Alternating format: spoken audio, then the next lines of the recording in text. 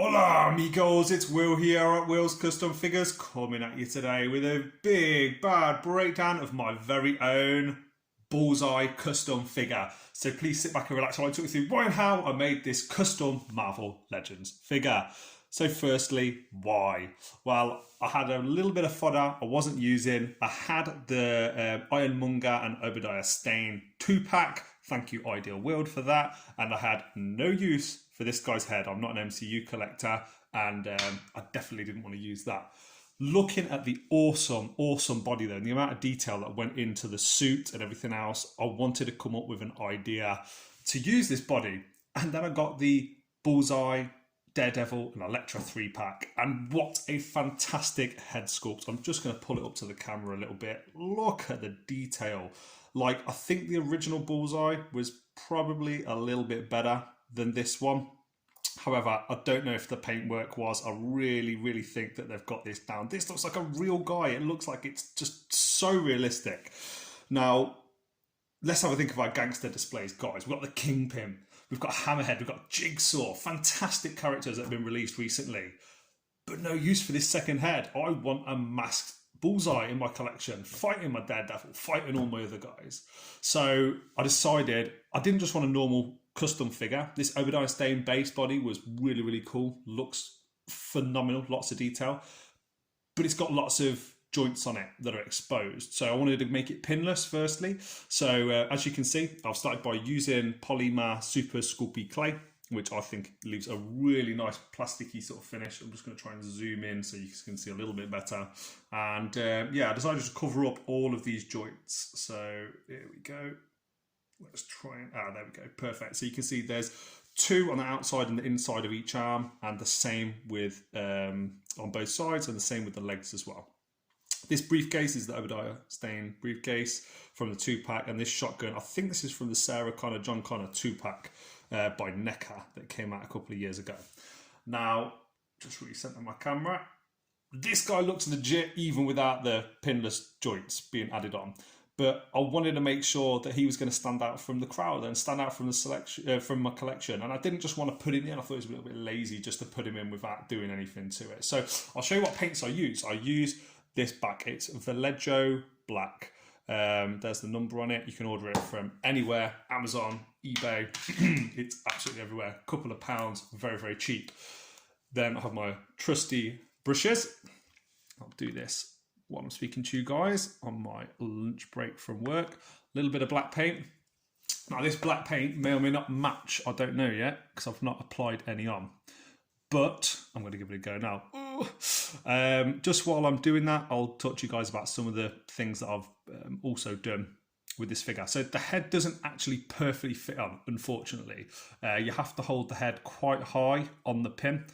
I found that when I was putting the head completely on and attaching it perfectly, it was way too far down. But as you can see, if you have it in the right place, it actually balances really well. If I move it too much, I have noticed that when moving it, it will pop off a little bit, or it'll pop down a little bit too far, and then it loses the quality and doesn't look as good. There you go, one arm's done. Brilliant. When this dries, it won't look as glossy, and then I'll probably add a matte varnish on top of it, a matte gloss on top of it, just to try and make sure that all the tones and the details and everything match up. So just going to do the second one now. And yeah, I didn't want to do this just by myself. I thought people ask all the time, like, what kind of things we do and ideas that customizers use. And this is like a really basic custom. It's probably taken me less than 20-30 minutes to do all these little bits. But you can see now that I've not just blobbed on black onto the top of it. I've tried to sort of blend it in. So if it doesn't match perfectly, then it still looks pretty badass. Now I noticed he's got lots of little buttons on the back here when painting this. So I'll probably grab a bronze and then paint those in and cover those up after. But here we go. There's another leg done.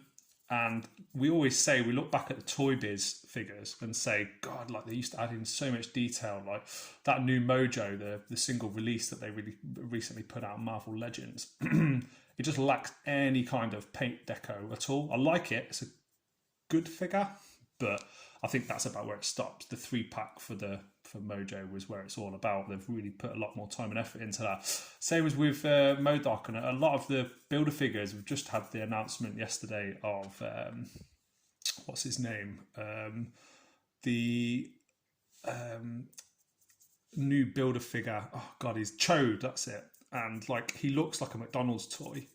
And I understand that from time to time Hasbro's going to need to make its money, but when it comes to a builder figure and things like that, you really should be taking the time to get it right and not rushing them, because it's just going to upset your customer base. And guys, there we go. There is Bullseye all sorted. Barely took any black paint. I'll have to find a use for the rest of that. Don't want to be wasting it. That stuff inexpensive, but I'm not rich. I can't afford to waste it. So yeah, here we go. As you can see, I now have my very own second pinless Bullseye figure. A customizer friend of mine, Stu, had an idea to sort of use all of his spare heads from Electra and from Bullseye and everything else, and this is my take on it. I really hope you've enjoyed this video. I hope it's been educational for anybody that's thinking about customizing. If you want to customize, you need any help, advice or top tips to do so, please feel free to reach out in the comment section below. Follow me on Facebook, follow me on Instagram, follow me here on YouTube. And if you've been watching for 6.5 minutes, I really hope you've enjoyed watching this video. I'm so pleased with how it's turned out. With the Terminator shotgun, with the Obadiah briefcase, and that dastardly face sculpt and the phenomenal paintwork on there, this is going to stand out in the collection. I might just have him like riding up front in a car or shooting the shotgun at a Spidey or something. But yeah, I'm really happy with how this turned out. From me, from Bullseye, it has been a pleasure spending the last few minutes with you, and I'll see you guys in the next one. Peace.